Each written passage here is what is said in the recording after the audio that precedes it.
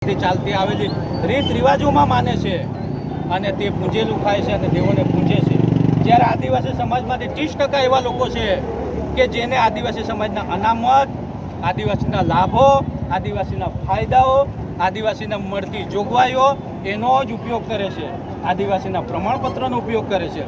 એ આદિવાસીના દેવોને પૂજતો નથી, ખડી દેવ પૂજેલું ખાતો નથી, દેવ મોગરા માતાને માનતો નથી, એવા પણ આદિવાસી છે। આમાં 60% એવા આદિવાસી છે કે જેઓ આદિવાસી સમાજનું પ્રમાણપત્ર લઈને ભણી ગણીને મોટા સાહેબડા બની ગયા છે, પણ વળીને આદિવાસી સમાજને જોતા નથી।